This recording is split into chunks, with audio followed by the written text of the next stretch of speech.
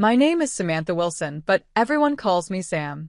At 28, I never imagined my own parents would block my path to my sister Audrey's wedding.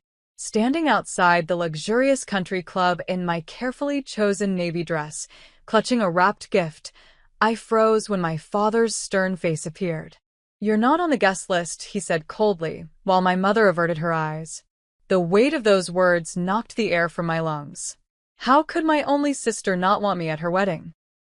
I should have seen the signs. If you're watching the story, please hit that subscribe button and let me know in the comments where you're viewing from. I never expected my family story would unfold like this. Growing up, Audrey and I were inseparable despite our 4-year age difference. As the older sister, I took my role seriously, braiding her hair before school, defending her against neighborhood bullies, and keeping her secrets sacred. We'd whisper dreams to each other during thunderstorms, huddled under blanket forts with flashlights illuminating our matching smiles. She'd hold the ladder while I climbed trees, and I'd help her practice dance routines in our backyard. It was always understood we'd stand beside each other on our wedding days, just as we'd stood together through childhood. "When you get married, I want to wear blue," Audrey had declared when she was 12, planning my hypothetical wedding while sprawled across my bed. "And when you get married, I'll wear whatever hideous bridesmaid dress you choose," I'd promised, tossing a pillow at her giggling form. We grew up in a brick colonial in an affluent Boston suburb where appearances mattered perhaps more than they should. My parents, Elizabeth and William Wilson, built their lives around community standing and traditional success markers. Dad was a corporate attorney whose clients included some of Boston's oldest families, while Mom volunteered on prestigious community boards and hosted dinner parties that neighbors talked about for weeks. They had a clear vision for their daughters: prestigious colleges, respectable careers, and marriages to suitable men from similar backgrounds. Audrey followed their script perfectly. She attended Boston College, majored in communications, and secured a job at a prominent public relations firm. She joined the right social clubs, maintained the right friendships, and dated men my parents approved of. She called home twice weekly and returned for Sunday dinners whenever invited. Her Instagram feed looked like a preppy clothing catalog: tennis matches, charity galas, and brunches with girlfriends in matching headbands. I took a different path. Art captivated me from childhood, and despite my parents' insistence that it should remain just a hobby, I pursued it professionally. After graduating from Rhode Island School of Design instead of my parents' preferred Ivy League choices, I moved to New York City to establish myself as an artist. My tiny Brooklyn apartment with mismatched furniture and paint-splattered floors horrified my mother during her single visit. My unconventional friends, unpredictable income, and tendency to speak my mind at family gatherings positioned me as the family disappointment. "When are you going to get a real job with benefits, Samantha?" became my father's standard greeting at holidays. "Those tattoos are going to look terrible when you're older," my mother would add, eyeing the watercolor-style floral design on my forearm. "At least Audrey understands responsibility," they'd inevitably conclude, while my sister would offer sympathetic glances that grew less frequent over time. The geographic distance between New York and Boston was nothing compared to the emotional chasm that developed after college. Our calls became less frequent, our texts more superficial. Audrey's life revolved increasingly around Boston's social circles, while mine centered on New York's art community. We still connected during holidays, but even then, I noticed her gradually adopting our parents' critical tone when discussing my life choices. When Audrey met James Hamilton at a charity gala 2 years ago, our already fragile connection began to truly unravel. James came from old Boston money, worked in his family's investment firm, and embodied everything my parents valued: pedigree, wealth, and conformity. 6 months after they began dating, I was summoned home for a special family dinner. "James is wonderful," my mother gushed while setting the formal dining table with the wedding china. "His family belongs to the same country club as the Prescotts." That evening, I watched Audrey transform around James. Her normally warm laugh became a practiced giggle. She interrupted me whenever I mentioned my art or New York friends. When I told a harmless story about our childhood tree-climbing adventures, she quickly changed the subject. Audrey was always the sensible one, my father told James, patting my sister's hand approvingly. Samantha has always been our free spirit.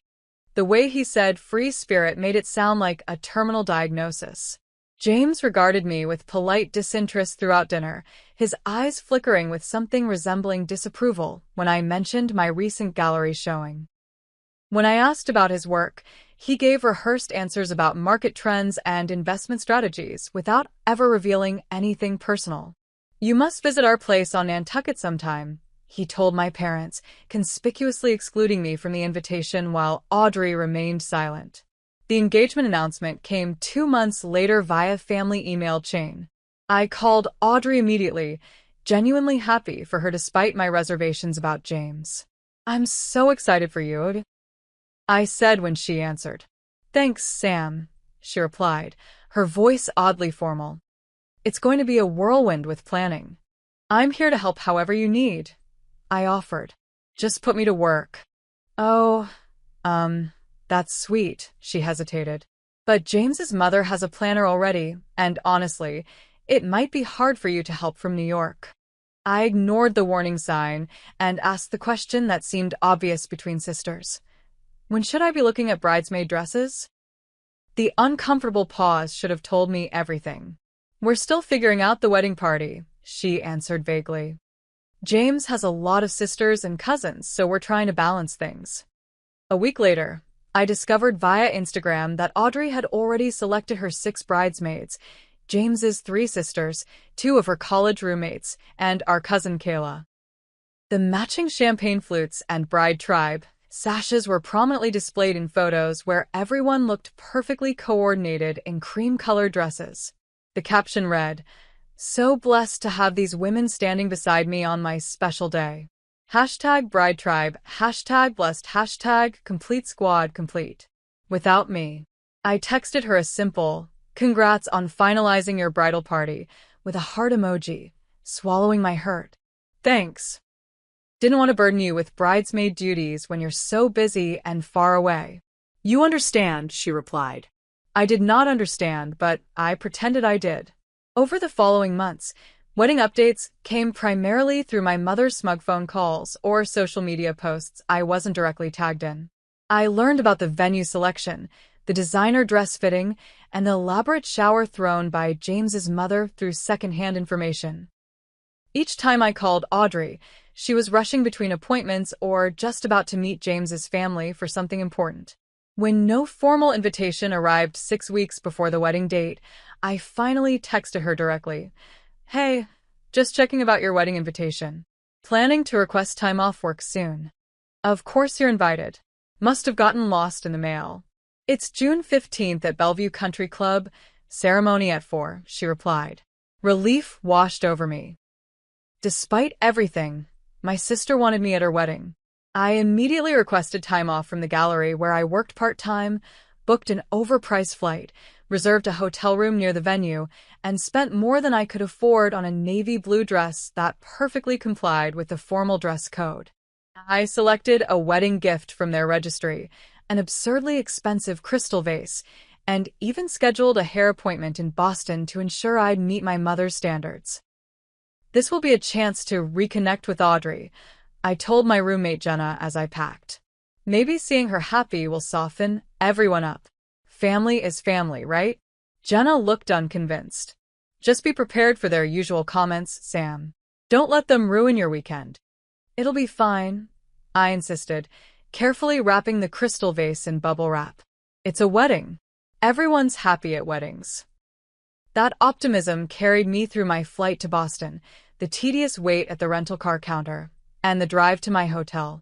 It sustained me through a restless night in an unfamiliar bed, and the next morning as I carefully applied makeup and styled my hair. It remained as I navigated to Bellevue Country Club, admiring the manicured grounds and impressive stone facade. That optimism evaporated the moment I approached the entrance and saw my parents' faces, their expressions a clear barrier as effective as any security guard. The Bellevue Country Club exuded old money and tradition from every manicured hedge and gleaming window. White chairs arranged in perfect rows faced an elaborate floral arch on the sweeping lawn. Guests in summer suits and designer dresses mingled on the terrace, champagne flutes catching the afternoon sunlight. Everything looked precisely as I'd imagined my sister's wedding would, except for my parents blocking my path like human barricades. "Dad, what do you mean I'm not on the guest list?" I clutched my invitation. Well, the details Audrey had texted me, while trying to maintain composure. There must be some mistake. My father straightened his already impeccable tie, eyes darting to nearby guests who were beginning to notice our exchange. "There's no mistake, Samantha. Your name isn't on the approved list." "But Audrey told me." "Please don't make a scene," my mother whispered urgently, her floral perfume suffocating as she leaned closer. Her perfectly coiffed hair didn't move, much like her expression of practiced discomfort. "People are watching." "I don't care who's watching. This is my sister's wedding." My voice rose despite my best intentions. "I took time off work. I flew here. I bought this dress and this gift because Audrey specifically told me to come." My father's jaw tightened, the muscle visibly clenching beneath his cleanly shaved skin. "Audrey specifically requested you not attend." Those were her exact words. The statement hit like a physical blow. I actually stepped backward, heel wobbling on the brick pathway. "That's not possible. She texted me the details herself." "Whatever you think she said, the reality is that you are not welcome here today." My father's voice dropped to a harsh whisper. "This is James and Audrey's perfect day, and they don't need your unpredictability." "My unpredictability?" I repeated, disbelief making my voice crack. "I'm her sister, Elizabeth William." "There you are." A woman's voice called from behind my parents. James's mother, Patricia Hamilton, approached in a designer suit that probably cost more than 3 months of my rent. Her calculating eyes assessed me from head to toe. "Is everything all right here?" "Perfectly fine, Patricia," my mother replied with forced brightness. "Samantha was just leaving." "I am not leaving until I speak with Audrey." I stood my ground, though my knees felt weak. "She invited me herself." Patricia's surgically tightened face barely moved as she frowned. "I handled the final guest list personally with Audrey, and I can assure you, your name was not on it. Security is very strict here at Bellevue." As if summoned by her words, 2 men in suits appeared nearby, trying to look casual while clearly monitoring our interaction. One touched his earpiece in a gesture straight from a movie. "You called security on me? Your own daughter?" I stared at my parents in disbelief. "We didn't," my mother said quickly. "It's standard procedure here." "For family members?" "Is that standard procedure too? Turning away your daughter from her sister's wedding?" The gift box trembled in my hands. Patricia Hamilton's eyes narrowed. "I should check on the bride. Audrey is so anxious to have everything perfect today." Her emphasis on perfect felt deliberate as she glided away, already speaking into her phone. I fumbled for my own phone, scrolling to Audrey's number while fighting back tears. The call went straight to voicemail. I texted, "I'm here at the venue, but Mom and Dad won't let me in. Please come talk to me." The message showed as delivered but remained unread. "She's busy getting ready, Samantha." My father's voice softened marginally, perhaps recognizing the pain evident on my face. "This is her day." "She's my only sister," I said, hating how my voice broke. "I have a right to be here." "Rights." My father's momentary softness vanished. "What about Audrey's right to have the wedding she wants? Without worrying about what unpredictable thing you might say or do? Without your alternative friends making James's family uncomfortable?" "I came alone." "I'm dressed appropriately." "What exactly are you afraid I'll do?" Before either could answer, I heard a dismissive snort nearby. James's father stood with several other men, all holding tumblers of amber liquid despite the early hour. That's the problematic sister, he said, not bothering to lower his voice. The artist. He made my profession sound like a communicable disease. My phone buzzed with a text, and for a moment hope surged that it was Audrey. Instead, I saw my cousin Kayla's name. OMG, are you outside? I just heard James's mom telling security not to let you in no matter what. The realization that this wasn't a misunderstanding but a deliberate exclusion made my stomach clench. I looked up to see one security guard approaching while another spoke into his radio. "Ma'am, I'll need you to return to the public parking area," the first guard said with rehearsed politeness. "These are my parents," I said, gesturing wildly. "That's my sister getting married. Nevertheless, we've been informed you're not on the approved guest list." His tone left no room for argument. My mother touched my arm lightly. "Samantha, please. Don't make this harder than it needs to be." A memory surfaced suddenly. The awkward family dinner 3 weeks ago when I'd mentioned being excited about Audrey's wedding. My parents had exchanged glances, and my sister had become intensely interested in her salad. The conversation had abruptly shifted to James's promotion. I'd attributed their behavior to typical family awkwardness, but now I understood it had been guilt. "How long have you all known I wasn't invited?" I asked, my voice unnaturally calm. My parents' silence answered for them. "Ms. Wilson, I need you to come with me now," the security guard insisted, more firmly this time. Guests openly stared now. Some whispered behind manicured hands. I recognized faces from childhood. Neighbors, family friends, relatives, all watching my humiliation without intervention. The weight of their judgment, coupled with my family's betrayal, became unbearable. "Fine," I said, thrusting the wrapped gift toward my startled mother. "Give this to Audrey. Tell her, actually, never mind. She clearly doesn't care what I have to say." I turned and walked away, dignity barely intact, security following at a discreet distance. Once in my rental car, safely hidden behind tinted windows, I allowed myself to break down. Rain began to fall, gentle at first, then intensifying to match my tears. I sat watching droplets race down the windshield while guests hurried inside the venue, sheltered by attendants with umbrellas emblazoned with the country club logo. Perfect weather for a perfect day, I muttered to myself, hands gripping the steering wheel though the engine remained off. The sister I'd protected and loved throughout childhood was getting married mere 100 yards away, and I wasn't allowed to witness it. My phone buzzed again with another text from Kayla. "This is so messed up. Do you want me to come out there?" I appreciated her offer, but couldn't bear more pity. No, stay. Someone should see Audrey get married. Take pictures? Of course. But seriously, Sam, something weird is going on. No one will say why you're not invited. It's like they've created some big secret about you. The rain intensified, drumming against the car roof like accusatory fingers. I rested my forehead against the cool steering wheel and wondered how my family could have become so unrecognizable, or perhaps more accurately, how I had failed to see who they truly were all along. Back in my hotel room, I scrolled through increasingly disturbing texts from Kayla, who was proving to be my only ally in this nightmare. James's mom keeps making these weird comments about family stability whenever anyone asks about you. "Your mom told Mrs. Jenkins you couldn't make it because of health reasons," with this super significant look. "Found the wedding program. No mention of you anywhere. Not even in the special thanks section where they listed like everyone else." The final text included a photo that made my stomach lurch. The wedding party assembled for pictures, my parents flanking Audrey in her elaborate white gown, everyone smiling as if their family were complete. As if I didn't exist.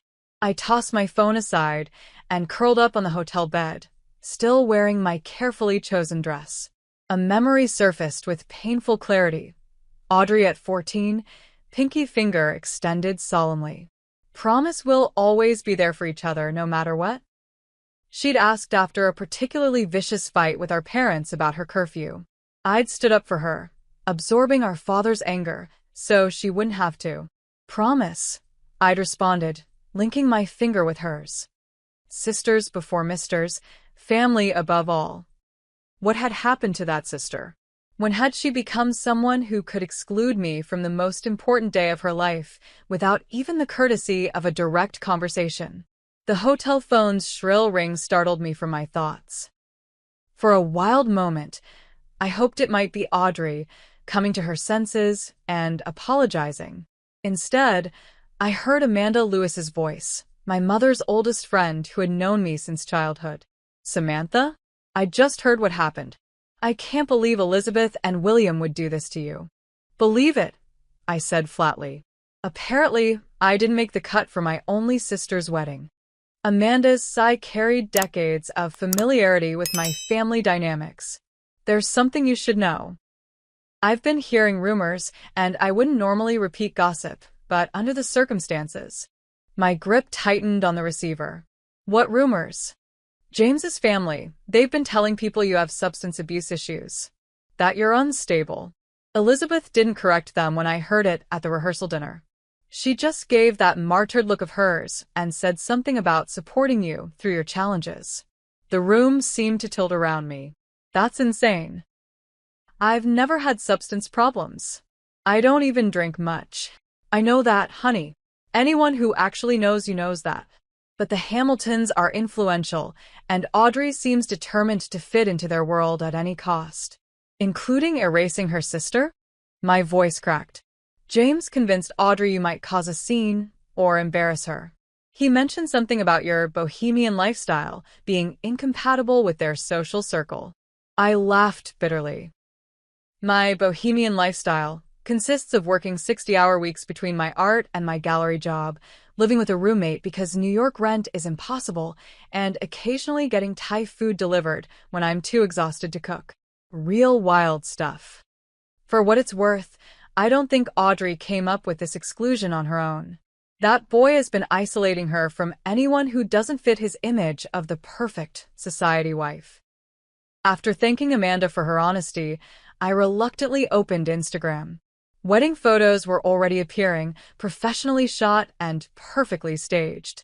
Audrey looked radiant. One caption read, "Surrounded by our entire loving family as we begin our journey together. #Hamilton Ever After, entire loving family." The words burned. I switched to Facebook and found more photos from guests, including one where my absence was conspicuously unmentioned in the comments. Beautiful family portrait. The Wilsons and Hamiltons unite. What a perfect match. Audrey looks just like Elizabeth did at her wedding. Not a single "Where's Sam?" Not one person questioning the missing sister. With shaking hands, I opened my laptop and checked my email archives, searching for any wedding-related communications. What I found only deepened the betrayal. A message from my mother from 11 months ago mentioned Audrey and James thinking about a June wedding. Another from my father 8 months ago referenced wedding planning in full swing. The timeline was clear. While Audrey was texting me about possibly being too busy with work to visit New York, she was actively planning her wedding. While my parents were vaguely referencing family events next summer, they were finalizing details for a celebration I wouldn't be part of. The most damning evidence came from Audrey herself. A casual email from 4 months ago. "So busy with life. What's new with you?" I'd responded with details about my art show and asked about wedding plans. Her reply, "Nothing finalized yet. We'll keep you posted when we know more." She'd been lying. They'd all been lying, creating an elaborate fiction to keep me believing I was included while systematically ensuring I wasn't. My phone buzzed with a new text from Kayla. Reception starting. "I feel awful being here when you can't be. What they did is so wrong." I sent back, "Not your fault. Just tell me one thing. Was my name ever on any guest list? Even a preliminary one?" Her response came quickly. "I just asked the wedding planner, pretending I was confused about seating. She checked her records and said your name never appeared on any version of the list from day one." I'm so sorry, Sam. The confirmation hit like a physical blow. I curled around a pillow in my hotel room, body shaking with silent sobs. It wasn't just that I'd been excluded from my sister's wedding. I'd been erased from my family's narrative altogether. My parents, who should have advocated for me, had instead helped construct the lie. My sister, who had once promised to always stand by me, had decided I wasn't worthy of witnessing her most important day. I'd lost not just an invitation to an event, but my entire concept of family. Every childhood memory now required re-examination. Every family photo on my apartment wall suddenly felt like fiction. If they could exclude me so completely from this milestone, had I ever truly belonged?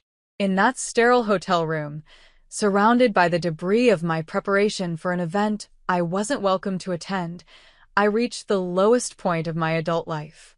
The family I thought I had didn't exist. The sister I thought I knew was a stranger. The parents who should have loved me unconditionally had instead placed conditions I could never satisfy. I was completely alone. Morning arrived with swollen eyes and a hollowness in my chest that made breathing difficult. The wedding was over. My sister was officially Mrs. Hamilton, celebrating at some exclusive breakfast or perhaps already departing for her honeymoon on James's family yacht. My parents had successfully maintained their perfect family image, minus one inconvenient daughter. And I was left to pick up the pieces of my shattered understanding of family. I avoided the mirror as I shuffled to make hotel room coffee, knowing my reflection would confirm what I felt: destroyed. My phone showed 7 missed calls from New York friends who'd received my incoherent texts last night. The local news website featured a society page announcement about the magical union of 2 prominent Boston families, with a professional photo of the beaming couple. I closed the browser before reading further. After a scalding shower that couldn't wash away the humiliation, I headed to the lobby to check out a day earlier than planned. The elevator doors opened, and I nearly collided with Mrs. Henderson, my high school art teacher. "Samantha Wilson," she exclaimed, genuine warmth in her voice. Then her expression shifted as she took in my appearance. "Oh, dear, are you all right?" I attempted a smile that felt more like a grimace. "Just checking out. Heading back to New York." Her eyes narrowed with concern. "I thought your sister's wedding was yesterday? Aren't there usually brunches and things the day after?" The simple question cracked my fragile composure. Before I could stop myself, the entire humiliating story spilled out in the hotel lobby, being turned away, learning about the deliberate exclusion, discovering the lies that had spanned months. Mrs. Henderson guided me to a quiet corner of the lobby, listening without interruption. When I finally ran out of words, she placed a weathered hand over mine. "What they did was cruel, Samantha. Unforgivably cruel. But it says everything about them and nothing about your worth." "Then why does it feel like I'm the one who did something wrong?" I whispered. "Because that's what families like yours do. They make the truth-tellers feel like the problem." She squeezed my hand. "I've taught in this town for 35 years. I've watched families like yours operate. They're so concerned with appearances that they'll sacrifice authentic relationships to maintain the facade. But Audrey and I were close once. We really were." Mrs. Henderson nodded. "I remember. You were inseparable in school. But sometimes people choose the path of least resistance. Standing up to family pressure requires tremendous courage, especially when there's money and status involved." Her perspective was the first that had made any sense since this nightmare began. We talked for nearly an hour, her gentle wisdom providing the first moments of clarity I'd experienced since being turned away at the venue entrance. "What will you do now?" she asked as we prepared to part. "Go home to New York, I guess. Try to move forward somehow." She hugged me tightly. "Your talent and your honesty will serve you well, Samantha. Those are far more valuable than social standing or family connections. Never forget that." Strengthened by this unexpected kindness, I decided to make one final stop before leaving Boston, my parents' house, where I still had a few belongings stored in what was once my bedroom. I hoped to slip in and out while they attended post-wedding festivities, avoiding another confrontation. The house looked exactly as it always had, perfectly maintained colonial with precision-trimmed hedges and seasonal flowers in coordinating colors. I used my old key, half expecting the locks to have been changed along with my family status. My childhood bedroom was now unrecognizable. The walls had been repainted from my chosen blue to a neutral beige. Most of my posters and photos had been removed. Boxes labeled storage occupied the floor space, and the twin bed was covered with plastic bins of Christmas decorations. I'd been literally erased from the physical space I once occupied. Opening my closet, I found most of my remaining belongings had been consolidated into 2 cardboard boxes labeled Sam, in my mother's precise handwriting. Yearbooks, childhood art projects, and photo albums had been efficiently packed away, as if in preparation for my complete removal from family memory. As I sorted through the items, deciding what was worth taking, I discovered my parents had discarded several sentimental pieces. Awards from art competitions they'd never attended, journals filled with teenage thoughts, and a handmade quilt from my grandmother who had always encouraged my creativity before her death. The casual disposal of these treasures felt like another deliberate wound. I was carefully wrapping a small sculpture I'd made in high school when my phone rang. Taylor, my best friend since college, was calling for the 3rd time that morning. Finally, I've been worried sick since your text last night. What the actual hell, Sam? They didn't let you into your own sister's wedding. Hearing Taylor's fierce indignation released something in me. I sank to the floor of my former bedroom and told her everything, from the moment of rejection at the venue to discovering my room transformed into storage space. That's not a family, that's a cult, Taylor declared. Seriously, who does that to their own daughter? Their own sister? Apparently mine. Well, fuck them. No, seriously, fuck all of them. You deserve so much better than people who would treat you this way. Taylor's anger on my behalf felt like a warm blanket around my cold shock. You still have family, Sam. It's just not the one you were born into. It's the one you've created. Me, Jenna, Miguel, all of us who love you exactly as you are. Her words triggered a memory from therapy sessions I'd briefly attended after college. Family isn't always blood. It's the people in your life who want you in theirs. I don't know how to process this, I admitted, staring at the beige walls that had once displayed my artwork. By coming home, your real home, with people who actually appreciate your magnificent, creative, honest self, will help you through this. When we hung up, I sat surrounded by the remnants of my childhood, considering Taylor's perspective. She was right. While I'd been desperately seeking approval from people incapable of giving it, I'd built a supportive community in New York who valued the very qualities my biological family rejected. I packed only what truly mattered, a few childhood photos, my grandmother's handwritten recipes, and a small sketchbook Audrey had given me for my 16th birthday, inscribed, "To my amazing sister. Never stop creating." The rest I left behind, a deliberate unburdening. Before leaving, I made an impulsive decision. Instead of flying back to New York as planned, I drive the rental car back, taking a winding route along the coast. I needed time and space to process before returning to my life. I sent a quick text to Jenna about my changed plans, canceled my flight, and extended the car rental. As I pulled away from my childhood home, I experienced not the crushing grief of the previous day, but something unexpected. A quiet determination to reclaim my narrative from those who had tried to edit me out of it. The first decision made from strength rather than pain felt significant, like placing a single stone in what would become the foundation of my rebuilt sense of self. I couldn't control my family's actions, but I could control my response. I couldn't force them to include me, but I could choose who to include in my own life going forward. With Boston receding in my rearview mirror, I felt something I hadn't expected. Not closure, exactly, but the first fragile seedling of possibility breaking through the scorched earth of betrayal. I had just finished loading the last of my chosen belongings into the rental car when another vehicle pulled into the driveway, my parents' Mercedes, returning far earlier than I'd expected. For a moment, I considered making a quick escape, avoiding another painful confrontation. But something inside me had shifted. I deserved answers, not more evasion. I stood my ground beside my packed car as my parents emerged from theirs, their faces registering surprise and then immediate discomfort at finding me there. They were still wearing their wedding finery from what I assumed was the post-wedding brunch. "Samantha," my mother said, her voice unnaturally high. "We didn't expect you to still be in town." Before I could respond, another car pulled up, a sleek black Audi that I recognized as James's.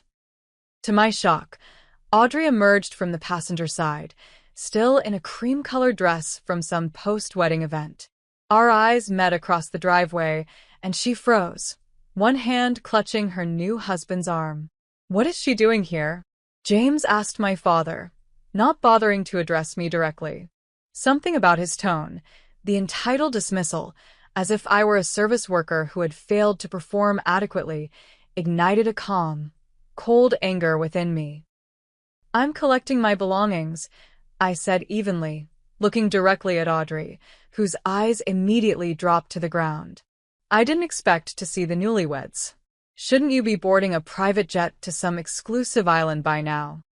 "We're staying at the Hamilton estate on Nantucket tomorrow," my mother interjected nervously.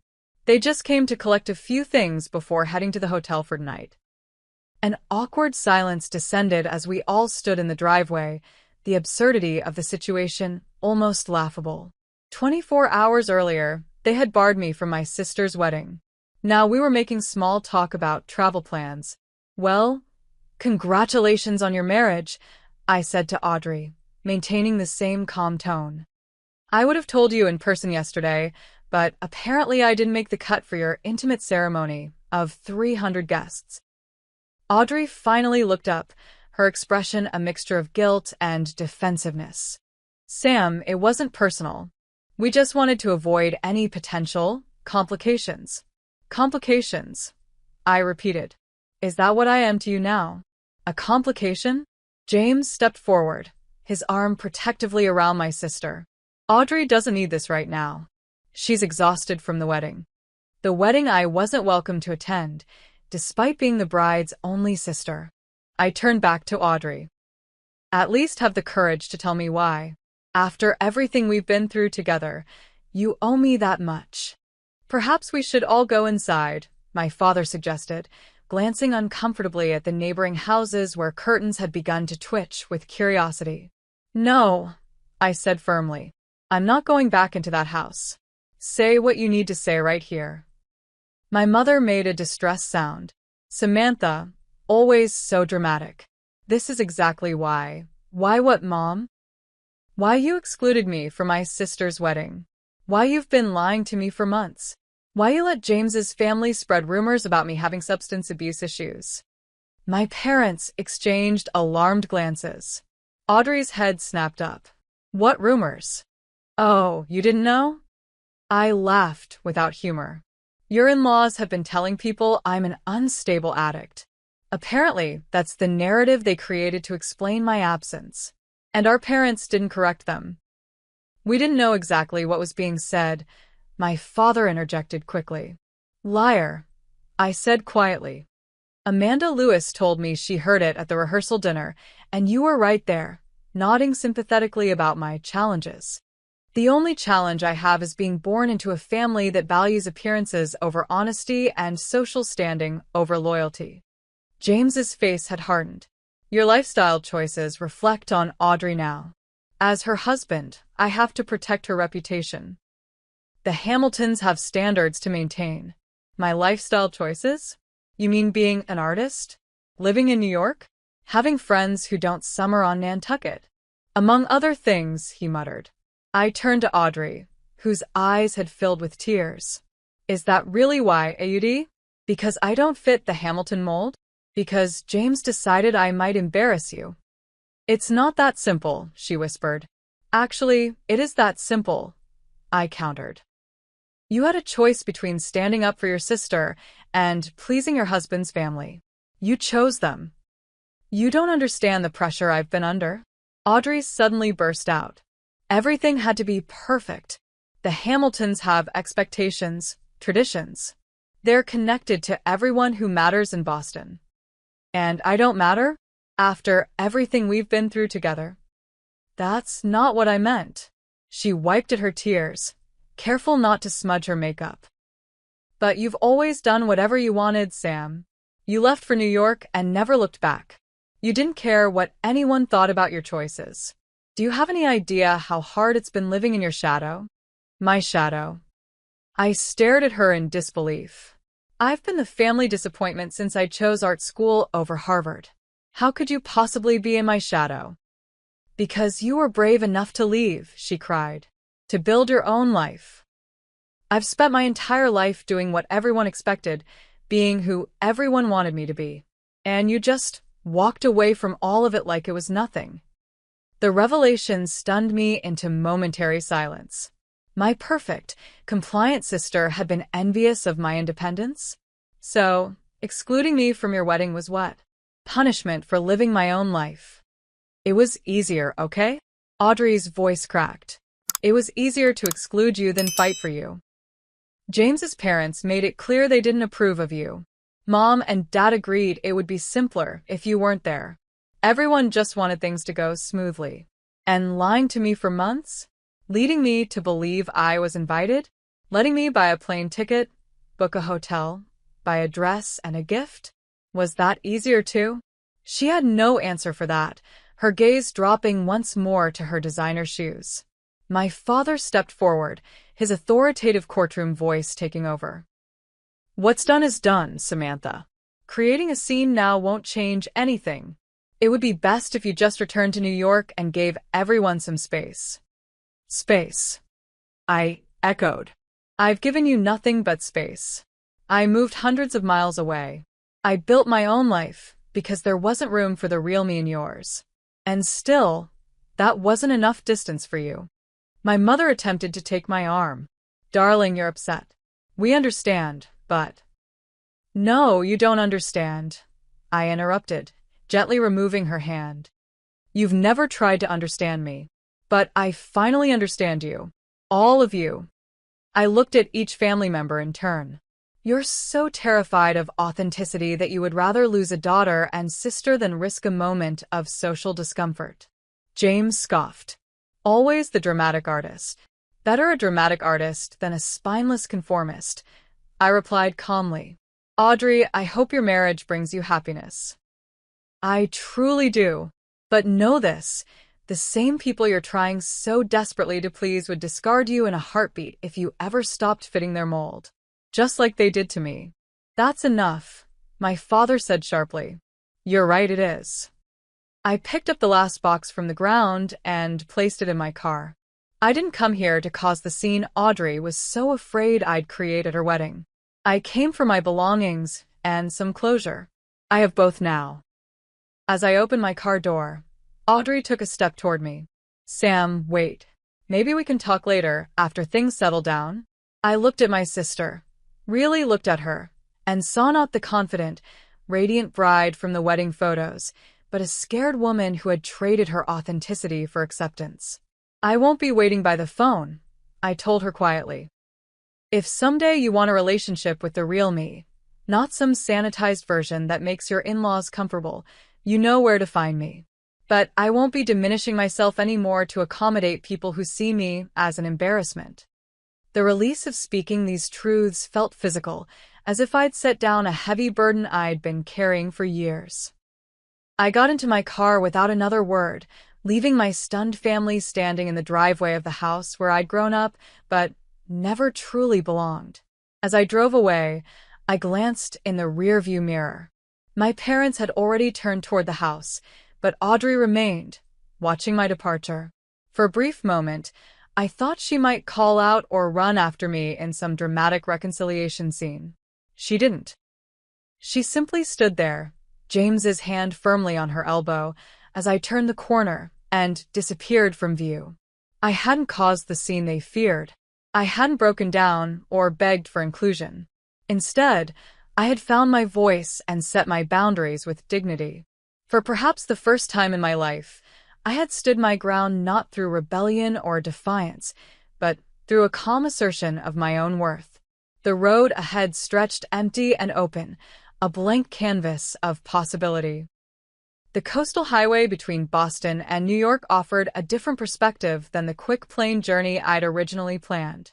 I stopped frequently during the 2-day drive, at quiet beaches where I collected smooth stones, at small art galleries in Connecticut shore towns, at roadside diners where I ate alone but didn't feel lonely. Each mile created necessary distance between the person my family wanted me to be and the person I actually was. Each sunset over the water reinforced that endings could be beautiful, even when painful. Each morning brought clarity that had been obscured by years of seeking approval from those incapable of giving it.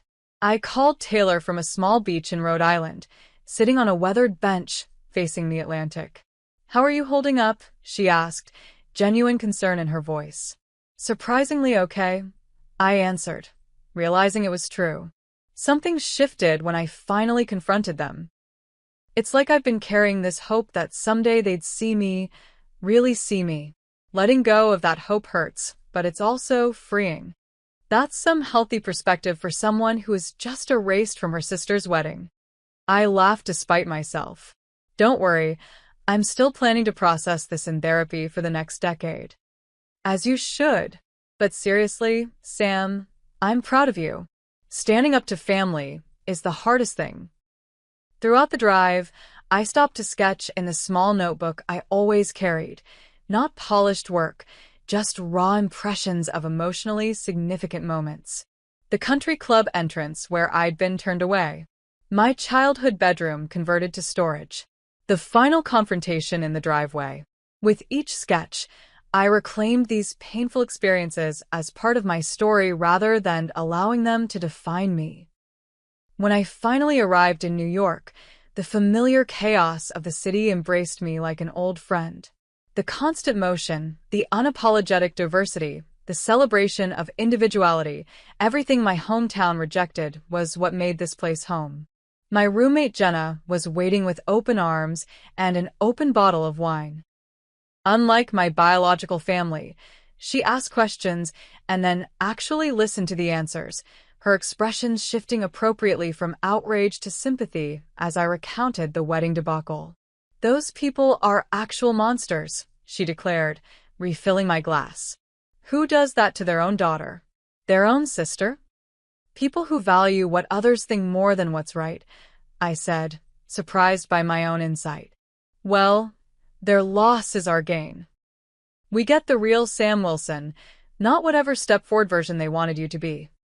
The next morning, I woke to the sound of hushed voices and clinking dishes. Opening my bedroom door, I found our small apartment filled with friends.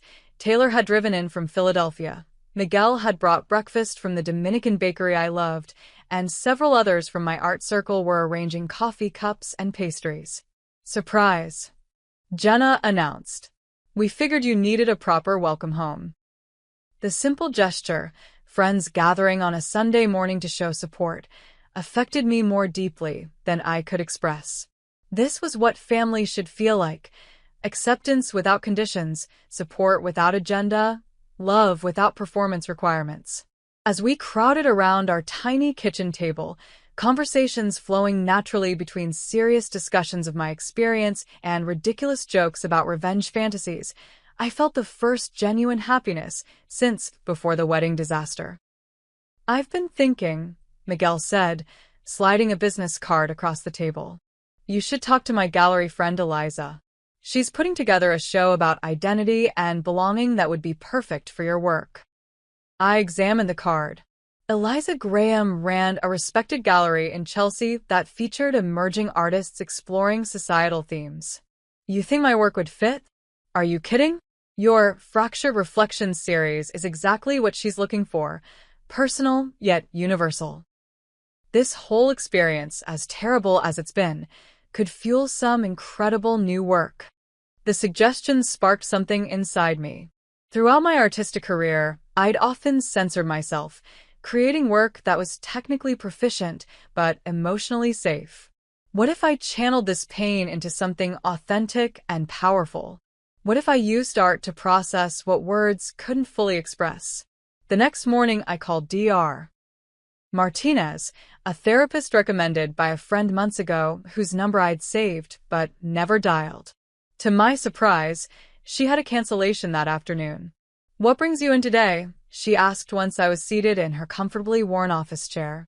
"My family excluded me from my sister's wedding and has basically been lying to me for my entire adult life," I said, the bluntness surprising even me. "I need to figure out how to process that without letting it destroy me." Dr. Martinez didn't seem shocked by my direct approach. "That's a significant betrayal. How are you taking care of yourself right now?" The simple question, how was I caring for myself, not how could I fix my family, signaled I'd found the right therapist. Over the following weeks, our sessions became a crucial space for unpacking not just the wedding incident, but the lifetime of conditional acceptance that had preceded it. "You've spent years trying to earn love that should have been freely given," she observed during one particularly intense session. "What would it look like to stop trying to earn it?" That question catalyzed a period of profound change. I began establishing boundaries with my parents' attempts to contact me, responding to messages when I felt emotionally equipped, ignoring them when I didn't.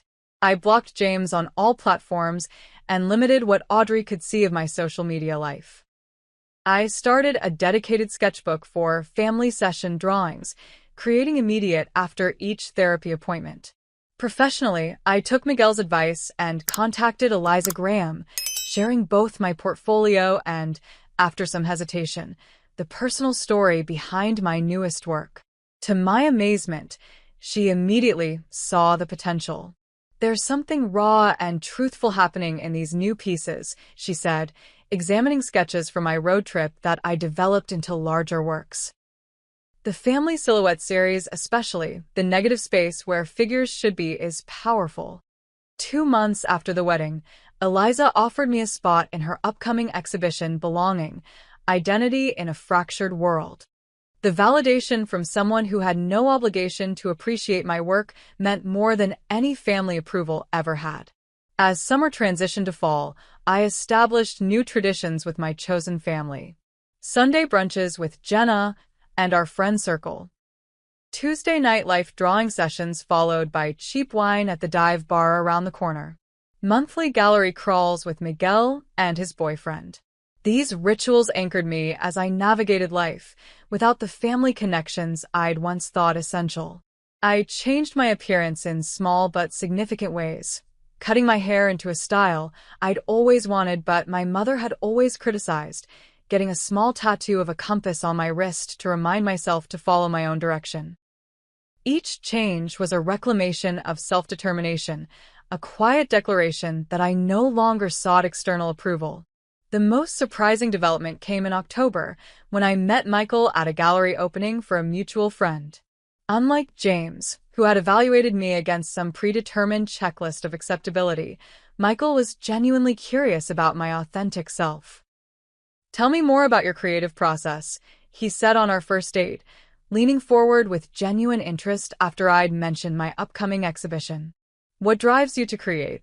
The question was so refreshingly direct, so focused on understanding rather than judging, that I found myself opening up about how art had become my language for processing the world, including recent family trauma. "That's incredibly brave," he responded. "Using pain as creative fuel instead of letting it consume you." His perception of my art, and by extension me, as brave rather than problematic sparked a connection that developed naturally over the following months. For the first time, I was building a relationship without editing myself to be more acceptable. By the time my exhibition opened in November, I had constructed a life that felt authentically mine. Professional momentum, supportive friendships, a promising new relationship, and therapeutic tools for managing the lingering pain of family rejection. I wasn't healed in any simplistic sense, but I was building something meaningful from the wreckage of old expectations. The night before the gallery opening, I sat in my newly rearranged bedroom, staring at the last family photo I kept displayed. Audrey and me as children, arms around each other on a beach in Cape Cod, genuine smiles directed at each other rather than the camera. Despite everything, I couldn't bring myself to remove this evidence that we had once truly loved each other before expectations and social pressures had driven us apart. "I hope you find your way back to yourself someday," I whispered to her image, before turning out the light and preparing for my own moment of professional recognition. One my biological family wouldn't witness, but my chosen family would celebrate with genuine pride. 6 months after being turned away from my sister's wedding, I stood in Eliza Graham's gallery, surrounded by my work and my chosen family. Family silhouettes, presence and absence, had received unexpected critical attention, with an arts writer from The New Yorker calling it a powerful exploration of belonging and exclusion, rendered with technical skill and emotional authenticity. The success felt validating, but secondary to the personal growth the work represented. Each piece contained some element of my family story: negative spaces where figures should stand, fragmented portraits with missing pieces, translucent layers suggesting memories being rewritten. Creating them had been painful but purifying, transforming private anguish into public connection as visitors shared their own experiences of family complexity. "I can't believe that's my girlfriend on the gallery wall," Michael said, appearing beside me with 2 champagne flutes. In the 4 months we'd been dating, he'd shown nothing but genuine interest in understanding my authentic self rather than trying to reshape me into some predetermined ideal. "Sometimes I can't believe it either," I admitted, accepting the champagne. A year ago, I was still seeking approval from people who were never going to give it. Taylor joined us, linking her arm through mine. To Sam finding her voice and sharing it with the world, she toasted, raising her glass. And to her horrible family for providing such excellent artistic material. We laughed, the humor a sign of healing. The pain hadn't disappeared, but it had transformed into something I could carry without being crushed by its weight. That evening, after the successful opening, I returned to my apartment to find an unexpected envelope in my mail. The Boston postmark and my sister's handwriting sent an immediate pulse of anxiety through me. Inside was a card with a simple message. "Sam, I saw an article about your gallery show online. The work looks incredible. I always knew you were talented, even when I didn't have the courage to say so. Things with James aren't what I expected. His family's expectations are suffocating, and I'm starting to understand what you meant in our last conversation. I miss my sister. If you're ever open to talking, I'd like to try to rebuild some kind of relationship. On your terms, not mine or anyone else's. Love. Audrey. I sat with the card for a long time, emotions swirling. Part of me wanted to dismiss it as too little, too late.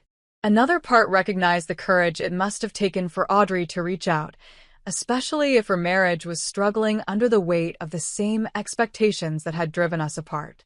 After careful consideration, I composed a measured response. "Audrey, thank you for your note and for acknowledging my work. That means more than you might realize. I'm not ready for family holidays or pretending nothing happened." The wedding exclusion wasn't just hurtful, it was the culmination of a lifetime of conditional acceptance that I'm still processing. If you want to begin a conversation about building a new kind of relationship based on mutual respect and honesty, I'm cautiously open to that. But it would need to be just between us, without our parents' influence or James's family's expectations shaping the interaction. Take care of yourself. Sam. I mailed the letter the next day, setting clear boundaries while leaving open the possibility of reconciliation. Whether Audrey could meet me in that honest space remained to be seen, but my response came from strength rather than desperation for family connection. In the months that followed, I continued my therapy with Dr. Martinez, gradually developing a more nuanced understanding of my parents' limitations. Their obsession with social standing and conformity hadn't begun with me. They themselves were products of rigid upbringings where approval was conditional and appearances paramount. Understanding the origins of their behavior doesn't excuse it, Dr. Martinez emphasized during one session. But it might help you release some of the pain. I think I'm realizing they did the best they could with the emotional tools they had, I replied. The problem was, their best wasn't enough for a child who needed unconditional acceptance. And that's not your failure. It's theirs. This perspective shift allowed me to view my parents with more compassion, without accepting their treatment as deserved. They were flawed humans who lacked the capacity to provide what I needed, not malicious villains intent on causing pain. This understanding didn't erase the hurt, but it helped me carry it differently. My relationship with Michael deepened as winter turned to spring. Unlike previous relationships, where I'd carefully edited myself to seem more acceptable, with Michael I could be authentically imperfect. When he first joined me for dinner with my artist friends, he fit seamlessly into the chosen family I'd built, appreciating their quirks and contributions to my life. "I love how you've created your own traditions," he commented after a particularly chaotic but joy-filled Sunday brunch at our apartment. "Everyone brings something unique to the table, literally and figuratively." I needed to reconstruct what family means to me, I explained. "These people love me without conditions or expectations. They celebrate my successes without competition and support me through failures without judgment. That's what real family should be," he said simply. As my professional success continued to grow, with a second exhibition planned and a teaching opportunity at a community arts program, I established clear boundaries around sharing these achievements. My parents occasionally sent formal emails inquiring about my career progress, which I answered factually, but without seeking approval. Audrey and I had begun a cautious text exchange, primarily focused on her growing recognition of the family dynamics that had shaped us both. "James's mother criticized my choice of charity work yesterday," she wrote in one particularly revealing message. "It made me think of all the times I watched Mom and Dad criticize your art. I never stood up for you. I'm sorry for that." The acknowledgement, while healing, highlighted how different our paths had been. Audrey was just beginning to question the values that had been instilled in us, while I had spent years building an identity independent of family approval. The gap between us couldn't be bridged by apologies alone, but her growing awareness suggested a foundation for a different kind of relationship might be possible someday. During the winter holidays, I declined my parents' perfunctory invitation to Boston and instead hosted a chosen family Christmas in my apartment. Friends brought dishes representing their own family traditions or invented entirely new ones. We exchanged thoughtful, inexpensive gifts that demonstrated attention to each other's authentic selves rather than social obligations. The contrast between this warm, accepting celebration and the tense, performance-based holidays of my childhood couldn't have been starker. As I looked around at the mismatched furniture holding friends from diverse backgrounds, all laughing and belonging exactly as they were, I recognized the profound wisdom I'd gained through the painful journey of the past year. Rejection had actually been redirection. Being excluded from my sister's wedding had forced me to confront the conditional nature of my family's love and build connections based on acceptance rather than performance. The pain of family rejection would likely never completely disappear. Certain milestones would always carry a sting of absence: future weddings, births, graduations where family connections would be assumed but not present in traditional form. Yet I had discovered that family could be created rather than merely inherited, chosen rather than assigned, built on authentic connection rather than genetic obligation. "What are you thinking about?" "You look so serious suddenly," Michael asked, finding me alone in the kitchen during a quiet moment in the celebration. "Just reflecting on how sometimes the most painful experiences lead us where we need to go," I replied. "A year ago, I thought being excluded from Audrey's wedding was the worst thing that could happen to me. Now I see it was the push I needed to build a life based on authentic connection rather than performance." He nodded thoughtfully. "The universe has strange ways of redirecting us sometimes. I'm learning that rejection is often protection," I said. It hurts when people can't accept you as you are, but their rejection protects you from a lifetime of trying to be someone you're not. As we rejoined our gathering, I carried this hard-won wisdom. True belonging never requires you to betray yourself. Family, whether biological or chosen, should expand rather than diminish your sense of self. Love that comes with conditions isn't really love at all, but approval, which is an entirely different currency. The wedding exclusion that had once devastated me had ultimately freed me to create a life of genuine connection.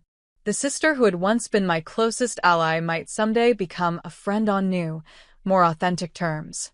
The parents who couldn't see my value had inadvertently pushed me toward people who could. In the end, being kept from my sister's wedding had given me an unexpected gift, the courage to stop seeking acceptance where it wouldn't be freely given and to build a life where I didn't need to earn belonging through performance or pretense. I had learned what so many before me have discovered through pain. Sometimes being excluded from where you thought you belonged leads you exactly where you need to be. Thank you all for watching my story. If you've ever experienced family rejection or felt like you didn't belong, please share your thoughts in the comments below. How did you handle it? What did you learn? Remember that your worth isn't determined by those who can't see it. If this story resonated with you, please like, subscribe, and share it with someone who might need to hear they're not alone. Until next time, be kind to yourselves and remember that sometimes the family we create matters more than the family we're born into.